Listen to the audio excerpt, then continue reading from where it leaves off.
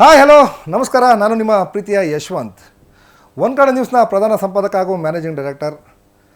ದಾವಣಗೆರೆ ಜಿಲ್ಲೆಯಲ್ಲಿ ಒಂದು ಪ್ರಾದೇಶಿಕ ಸುದ್ದಿವಾಹಿನಿಯನ್ನು ಪ್ರಾರಂಭ ಮಾಡಬೇಕು ಅಂತೇಳಿ ಬಹುದೊಡ್ಡ ಕನಸನ್ನು ಒಂದು ತಂಡ ಹೊತ್ತಿತ್ತು. ಆ ತಂಡ ಫೆಬ್ರವರಿ 12, 2024ರಂದು ದಾವಣಗೆರೆ ಜಿಲ್ಲೆಯಲ್ಲಿ ಒಂದು ಒನ್ ಕನ್ನಡ ನ್ಯೂಸ್ ಅನ್ನುವಂಥ ಒಂದು ಸಂಸ್ಥೆಯನ್ನು, ಸುದ್ದಿವಾಹಿನಿಯನ್ನು ಲೋಕಾರ್ಪಣೆ ಮಾಡ್ತು. ಆ ತಂಡದ ಪ್ರತಿನಿಧಿಯಾಗಿ, ಆ ತಂಡದ ಮುಖ್ಯಸ್ಥನಾಗಿ ನಾನು ಆ ಚಾನಲನ್ನು ಮುನ್ನಡೆಸ್ತಾ ಹೋಗ್ತಾ ಇದ್ದೆ. ಸೊ ಈಗಲೂ ಕೂಡ 2 ವರ್ಷ ಆಗಿದೆ. ಇವತ್ತಿಗೆ ಫೆಬ್ರವರಿ 12ಕ್ಕೆ 2 ವರ್ಷ ಆಗಿದೆ.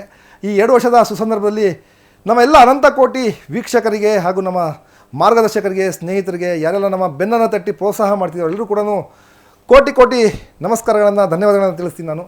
ಯಾಕಂದರೆ 2 ವರ್ಷದ ಪ್ರಯಾಣ ಏನಿತ್ತಲ್ಲ, ಅದು ಅಷ್ಟು ಸುಲಭದ ಪ್ರಯಾಣ ಏನಾಗಿರಲಿಲ್ಲ. ದಾವಣಗೆರೆ ಜಿಲ್ಲೆಯಲ್ಲಿ ಒಂದು ಪ್ರಾದೇಶಿಕ ಸುದ್ದಿವಾಹಿನಿಯನ್ನು ಕಟ್ಟಬೇಕು ಅಂತೇಳಿ ನಾವೆಲ್ಲ ಏನು ಕನಸನ್ನು ಕಂಡಿದ್ವಿ, ಆ ಎಲ್ಲ ಕನಸು ನನಸಾಗಿದ್ದು 2024 ಫೆಬ್ರವರಿ 12ರಂದು. ಅಲ್ಲಿಂದ ಇಲ್ಲಿವರೆಗೂ ಕೂಡ ನಿರಂತರವಾಗಿ ಅಹೋರಾತ್ರಿ ಇಡೀ ತಂಡ, ಒಂದು 10ರಿಂದ 12 ಜನರ ತಂಡ ಏನಿದೆ ನಮ್ಮ ತಂಡ, ಅಹೋರಾತ್ರಿ ಶ್ರಮವನ್ನು ಹಾಕಿದೆ. ಇಡೀ ಜಿಲ್ಲೆಯಲ್ಲಿ ಮೊದಲಿಗೆ ಸುದ್ದಿ ತಲುಪಿಸುವಂಥ ಕೆಲಸವನ್ನು ಮಾಡ್ತಿದ್ದೆ. ರಾಜ್ಯ ಮಟ್ಟದ ಚಾನಲ್ಗಳಿಗೆ ಟಕ್ಕರ್ ಕೊಡುವಂತಹ ಮಟ್ಟದಲ್ಲಿ ಒಂದು ಸ್ಥಳೀಯ ಮಾಧ್ಯಮವಾಗಿ, ಒಂದು ಪ್ರಾದೇಶಿಕ ಮಾಧ್ಯಮವಾಗಿ ನಾವು ನಿಮ್ಮನ್ನು ತಲುಪಿದ್ದೀವಿ. ಸಾಕಷ್ಟು ಸುದ್ದಿಗಳನ್ನು, ದಾವಣಗೆರೆ ಜಿಲ್ಲೆಯಲ್ಲಿ ಸಾಕಷ್ಟು ಸುದ್ದಿಗಳನ್ನು ನಾವು ಮೊದಲಿಗೆ ಬ್ರೇಕ್ ಮಾಡಿದ್ದೀವಿ.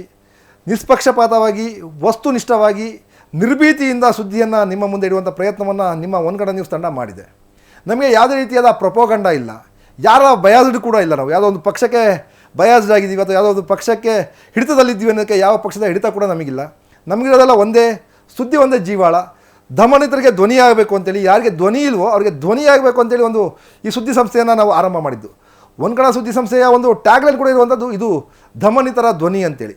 ಯಾರಿಗೆ ಧ್ವನಿ ಇಲ್ಲ, ಯಾರು ಈ ಸರ್ಕಾರದ ವಿರುದ್ಧವಾಗಿರಲಿ ಅಥವಾ ಆಡಳಿತ ವ್ಯವಸ್ಥೆಯ ವಿರುದ್ಧವಾಗಿರಲಿ ಅಥವಾ ಪ್ರಬಲ ವಿರುದ್ಧವಾಗಿ ಹೋರಾಡಲಿಕ್ಕೆ ಶಕ್ತಿ ಇಲ್ವೋ ಅವರಿಗೆ ಶಕ್ತಿಯಾಗುವಂಥ ನಿಟ್ಟಿನಲ್ಲಿ ನಾವು ಒನ್ ಕನ್ನಡ ನ್ಯೂಸನ್ನು ಪ್ರಾರಂಭವನ್ನು ಮಾಡಿದ್ವಿ.